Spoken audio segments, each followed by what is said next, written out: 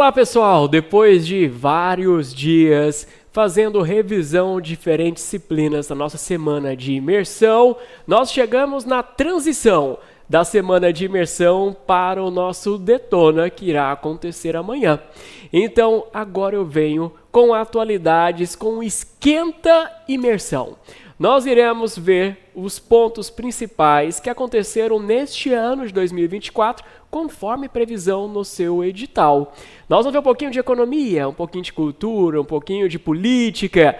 Bom, eu vou no quadro, vou colocando esses pontos e já batendo um papo. Serão 30 minutos que vão passar voando para a gente poder chegar na prova e falar: olha só o que caiu se a gente não estudou lá no nosso Esquenta Detona, esse finalzinho da semana de imersão. Vamos lá para o quadro? Vem comigo. Começando por economia.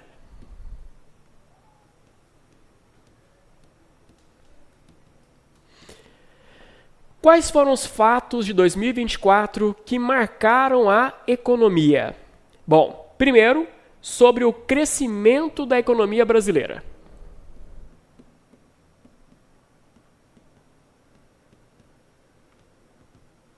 Crescimento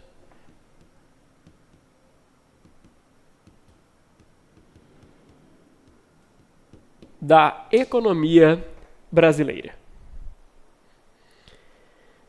A FGV publicou informação no final do primeiro semestre de 2024 para falar como a nossa economia cresceu. Vamos lá. Segundo a FGV, a economia brasileira cresceu 1,1% no segundo trimestre de 2024. Então, o segundo trimestre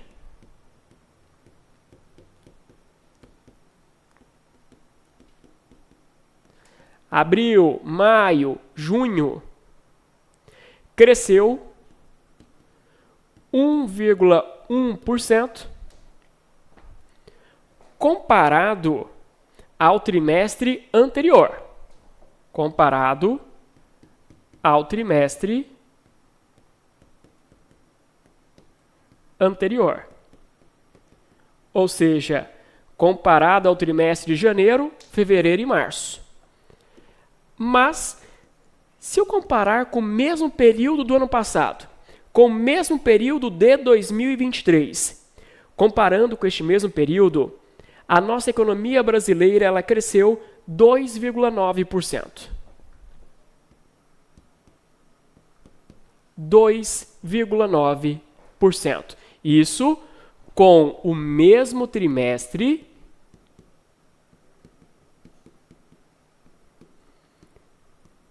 em 2023. É um super crescimento. Super crescimento. Um dos motivos que tem alavancado esse nosso crescimento é a exportação. Então, a exportação brasileira cresceu 6,4% no nosso último trimestre. Então, foi aqui um percentual muito alto, em especial minérios, tá bom? Exportando minérios. Quando a economia brasileira ela melhora, consequentemente, nós temos aumento de postos de trabalho, nós temos aumento de importação também. Por que isso? Porque eu vou precisar importar matéria para continuar produzindo. E o Brasil, segundo a FGV, passou a importar bens que é para melhorar a capacidade das nossas indústrias, das nossas fábricas, do nosso comércio. Então, não é só, no caso, importando aquele item que é de custeio para poder gerir a máquina daquela fábrica. Não, é trazendo novos equipamentos para aumentar a produtividade da nossa economia. Então, crescemos isso e a perspectiva é de crescimento ainda maior para os próximos anos. Uma outra notícia também que veio agora em agosto pela CNN tem a ver com a economia americana. Então, juros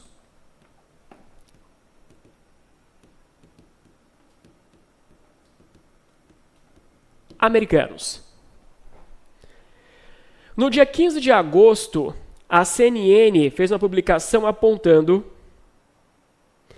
que a economia dos Estados Unidos tem dado sinais de que vai reduzir os juros em setembro. Então, uma projeção de redução dos juros no mês de setembro. Redução dos juros no mês de setembro. Daniel, se isso acontecer, qual é a consequência para o Brasil? Ou para os países emergentes, em desenvolvimento? Se a taxa de juros reduz nos Estados Unidos, aqueles fundos de investimento começam a pensar, não está valendo a pena ficar com o dinheiro aqui. Por quê? Porque está rendendo pouco, os juros são baixos. Então, hoje nos Estados Unidos tem uma flutuação na casa de 5,25, 5,5. Então, iria abaixar e falar, não, é melhor a gente começar isso ao ano, tá? Vai ser melhor a gente ir em mercados emergentes, onde ou eu tenho uma taxa de juros mais alta, como a do Brasil, que é superior a 10%, ou aplicando na Bolsa de Valores, ou entre outros produtos desses países. Então, se sobe lá, entra dinheiro aqui. Se entra dinheiro no Brasil, além de potencializar nossa economia, por mais que seja aqui um capital especulativo, nós também teremos uma redução do valor do dólar, porque quanto mais dinheiro entra, ou seja, quanto mais dólar entra na nossa economia, aquele valor do dólar abaixa e a nossa moeda fica um pouco mais forte. Outro item de economia, o FMI fez uma projeção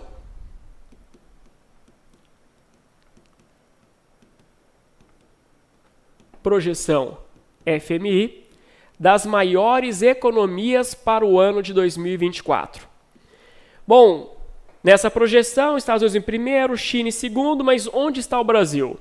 Por essa projeção, ao final de 2024, o Brasil estaria na 8ª colocação.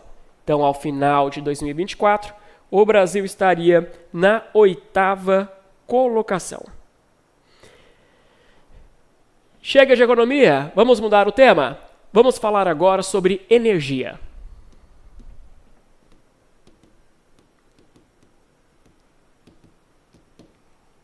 Energia. Em março de 2024, o Brasil teve um marco. Em março, o Brasil ultrapassou a casa dos 200 gigawatts de energia produzida. Então vamos lá. A nossa matriz elétrica. Então, em março, pela primeira vez, o Brasil ultrapassou a casa dos 200 gigawatts de produção de energia elétrica. Bom, e sobre isso, Daniel, sobre toda essa energia produzida no Brasil, como é que fica a questão das fontes?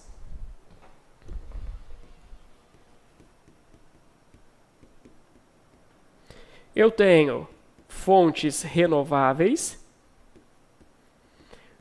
também conhecido como energia limpa, e tenho as fontes não renováveis. Desses 200 gigas, 84,25% são de fontes renováveis. E apenas 15,75% são de fontes não renováveis. Como fonte renovável, nós temos a produção hídrica como a maior, não é? Hídrica, são as nossas hidrelétricas, 55%, mas a eólica já chega ali em 14,8%, batendo 15%, a solar também, um grande crescimento, biomassa crescendo também, e antigamente era só recursos hídricos, agora não, agora há um crescimento também com a energia eólica e também com a energia solar. Cuidado, a energia eólica é energia limpa, mas tem causado danos àquelas populações que vivem ao lado dos parques eólicos. Sim, tem ali o som, não é? Quando você pega as ondas sonoras que percorrem, produzidas por aquelas hélices, aquelas pás, essas ondas têm causado ansiedade, depressão, falta de sono nas pessoas daquela região, inclusive aumentando casos de suicídio. Então tem um impacto social, infelizmente, nesses parques eólicos. Daniel, não renovável seria o quê? Seria usando o gás natural nas termoelétricas, petróleo, tá bom? E nós temos, inclusive, o uso de energia nuclear no Brasil. É pouquinho. É a usina de Angra dos Reis, né, Angra 1 e Angra 2, só com 1%. Mudando, vamos falar de política agora internacional.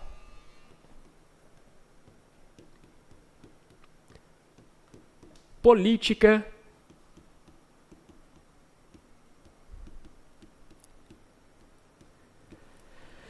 internacional.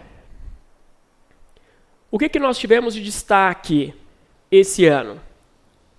Bom, em abril, no mês de abril,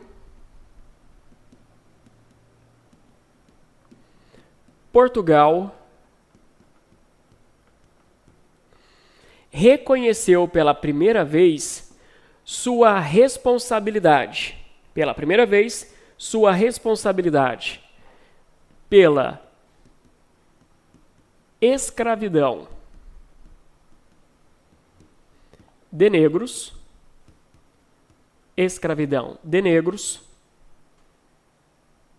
e também pelo genocídio de indígenas. O presidente de Portugal reconheceu pela primeira vez a responsabilidade do Estado português. Depois, em maio, nós tivemos a queda de um helicóptero que matou o presidente do Irã. Então, a morte do presidente do Irã. Acidente de helicóptero. Tivemos um golpe de Estado, tentativa de golpe de Estado na Bolívia, mas em julho, como nosso tempo é curto, em julho nós tivemos o atentado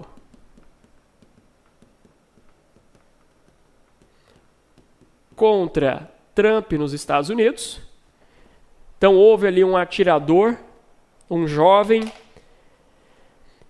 que disparou contra Trump, atingindo a orelha dele. Ainda não se sabe ao certo o que motivou ele.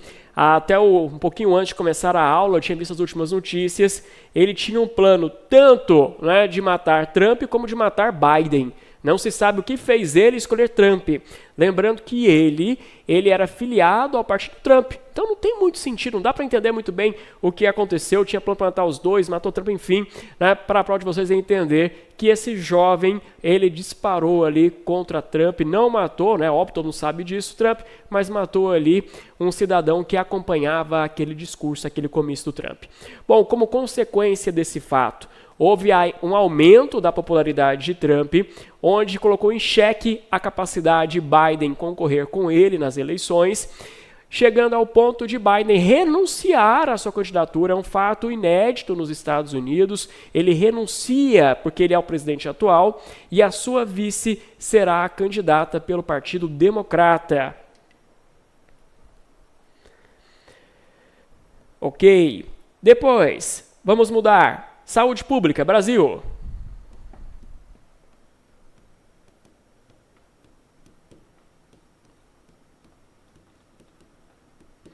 Esse ano no Brasil, nós tivemos diversos casos de dengue. Foi um ano recorde. Em 18 de junho, o Brasil se aproximou dos 6 milhões de casos de dengue. Eu já tive dengue, ô doençazinha da moléstia, né? Acaba com a gente. E qual o número de mortes? Bom, até junho, 4.000 mortes. Até junho, 4.000 mortes, infelizmente, causadas pela dengue.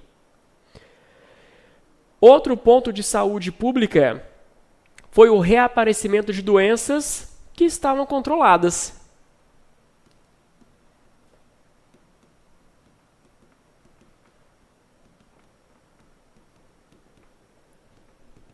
Reaparecimento de doenças. Daniel, quais as principais? Coqueluche,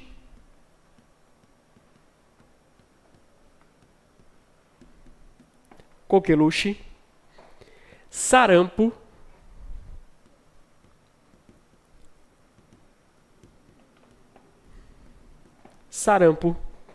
também febre amarela.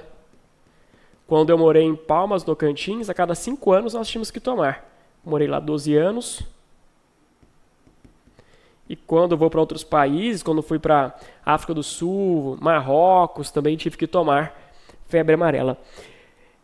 E também a varíola dos macacos, que é conhecida como Mpox. Daniel, qual é a causa que tem gerado o aumento, o ressurgimento dessas doenças? Segundo a OMS, a Organização Mundial da Saúde, ou segundo o nosso Ministério da Saúde, a causa tem sido a redução na vacinação. Então, reduz vacinação, reduz a cobertura, o vírus começa a circular maior entre a sociedade e, com isso, volta a aparecer. São doenças muito sérias. Portanto, vacinação, essas vacinas são seguras, amplamente testadas. Não é como a gente fica preocupado com vacina Covid no começo, né? Hoje já está amplamente testado também vacinas da Covid, aquelas mais problemáticas nem são mais utilizadas, como da AstraZeneca, mas são vacinas aqui já muito testadas. Então agora, e logo eu vou ser papai, minha esposa já está tomando vacina para ela e para o nosso bebê, para o Miguel. Depois chegou o momento de vacinar o Miguel, tadinho, chegando pensando até no momento da febre do Miguel, mas é isso. Então a vacinação, ela importa, ela protege a nossa sociedade e aqui essas doenças estão reaparecendo, infelizmente. Continuando, vamos falar de meio ambiente agora.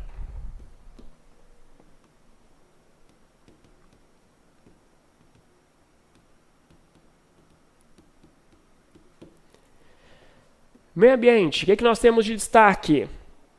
Primeiro, desmatamento.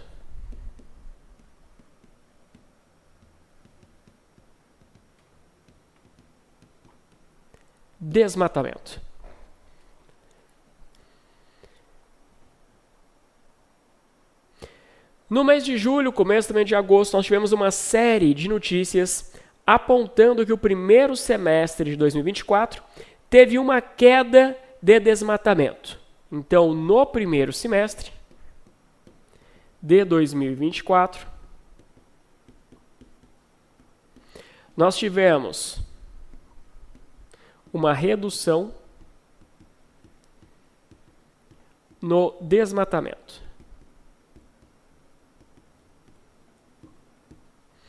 Na Amazônia, nós tivemos uma redução de 38% e no Cerrado de 15%. E no Cerrado de 15%. Então, 38% na Amazônia e no Cerrado uma redução de 15%. Bom, notícias boas, não é? Só que agora eu vou entrar nas notícias não boas. Sai desmatamento e entra queimadas.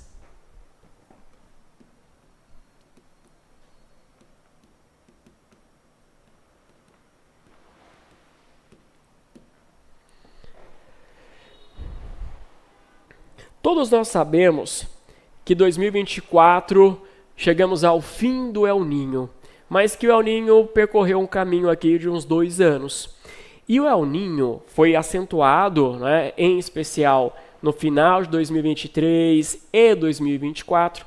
O El Niño provoca seca na região sudeste, na região centro-oeste, na região norte, parte também do nordeste. Então, como nós tivemos uma redução de chuvas nesse período, aliás, se pegar os dados, foram as piores chuvas em muitas regiões, muitos estados do Brasil. Quando chegamos agora em 2024, e quem está acompanhando agora em agosto, as queimadas dispararam. Sejam as queimadas criminosas, porque nós tivemos muitas queimadas criminosas, sejam as queimadas naturais, aquelas queimadas que elas acontecem por causa da secura do solo. E aí uma simples fagulha, ou às vezes até mesmo de forma espontânea, né, do sol atingindo ali um reflexo, né, de luz, um caco de vidro e tal, começa ali então o fogo, e esse fogo ele se alastra rapidamente. Então, como estava muito seco, está muito seco, a vegetação está queimada, tivemos muitas queimadas, inclusive na Amazônia. Diferentemente do cerrado, onde a casca das árvores é grossa e protege da queimada, porque depois só trocar aquela casca, e eu sou do cerrado, então eu estou acostumado a ver isso, a floresta amazônica não tem essa casca. Então aquela árvore queimada na floresta, aquela árvore dificilmente se recupera. Então os danos que têm acontecido na floresta amazônica são ainda mais severos do que os danos no cerrado nesse período de queimadas. Então vamos lá. No dia 7 de julho, o INPE, que é o Instituto Nacional de Pesquisas Espaciais, registrou 14.250, então aqui já 7 de julho, mais de 14 mil focos de incêndio, focos de calor, somente na floresta amazônica, ou seja, somente na Amazônia. Somente na Amazônia. É o maior número de focos em 20 anos. E tem um aumento de 60% comparado ao ano anterior. Aumento de 60% comparado a 2023. Então, o Brasil está a queimar. E o foco principal é o El Niño, onde tivemos poucas chuvas nos últimos meses. Pouca chuva, né? Em novembro, dezembro, aliás, é período de seca, já quando a gente pega a região norte, novembro, dezembro, mas foi até março desse ano, depois choveu muito pouco. Fechamos o meio ambiente, vamos falar agora sobre eventos culturais.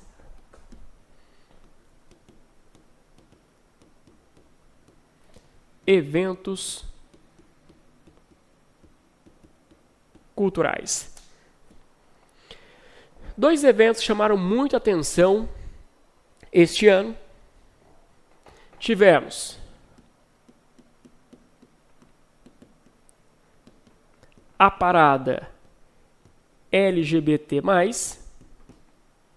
em São Paulo. E o que teve de destaque, Daniel, na parada LGBT desse ano?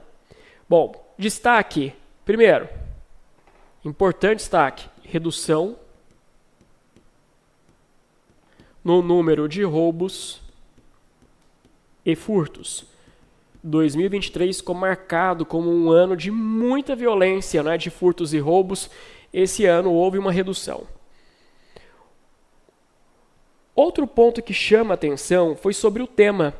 O tema fala sobre basta de negligência, basta o retrocesso legislativo, fala sobre a votação, então vai abordar sobre o voto consciente nessa eleição. E houve um convite para uso, um dress code para uso, além das roupas, já típicas do arco-íris, também roupas em verde e amarelo.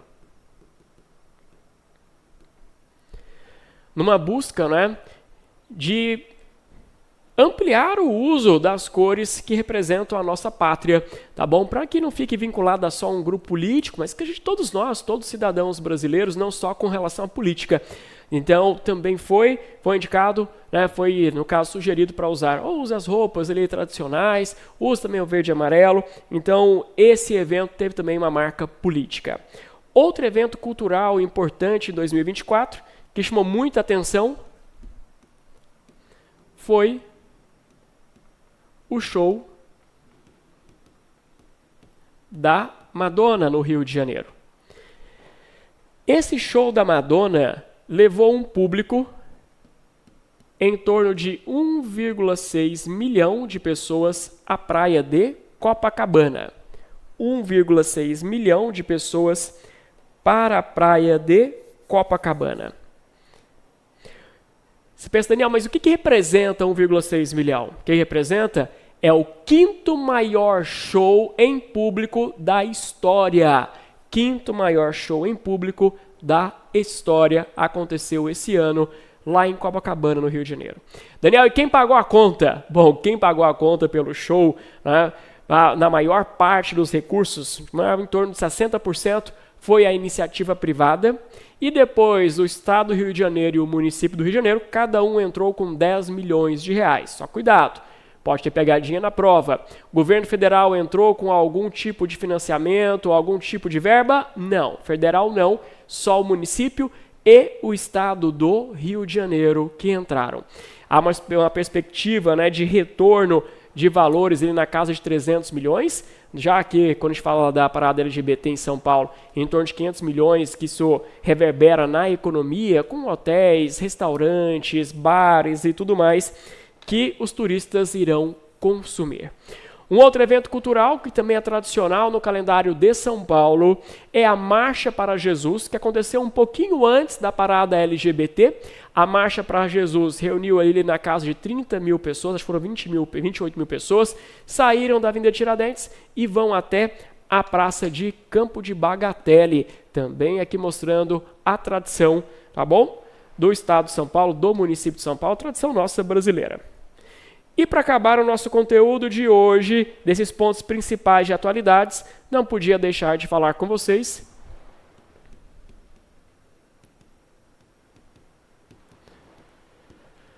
sobre a tragédia no Rio Grande do Sul. Sobre a tragédia no Rio Grande do Sul.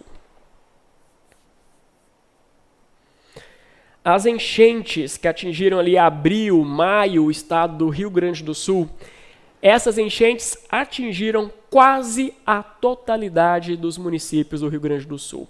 Tem até aqui minha colinha, foram 478 municípios, sendo que o estado tem 497 municípios, são quase todos, né, só praticamente 19 ali, né, 19 municípios que não foram impactados. Bom, Daniel, quantas pessoas foram atingidas? Segundo aqui os dados levantados pela Defesa Civil do Rio Grande do Sul, 2,4 milhões. Então, 2.400.000 pessoas foram atingidas por causa da enchente. E, infelizmente, 182 pessoas perderam suas vidas, tá bom? Em especial idosos, naquele período de enchente. Tá. Daniel, nesse período de calamidade no Rio Grande do Sul, olhando o aspecto de saúde, quais foram as doenças mais preocupantes? Bom, doenças: leptospirose, por causa da urina dos ratos misturada à água; raiva, por causa dos resgates dos animais; também doenças respiratórias, porque além das enchentes aqui, tanto de umidade, veio onda fria, tá bom? E esfriou muito, então com isso houve uma piora nas vias respiratórias da população. Então aqui ficando com 3 exemplos de doenças que chamaram a atenção e preocuparam muito por causa dessas enchentes. Depois as águas já foram se abaixando aos poucos, muitas áreas das cidades ficaram completamente acabadas, né? Houve muita perda de comércio, perda de bens das casas residentes. Nós tivemos casos ali de cavalos que foram encontrados dentro de prédios, tá bom? Teve um morador ali de rua que levou, em situação de rua que levou para poder fazer o resgate. Então é uma situação muito triste.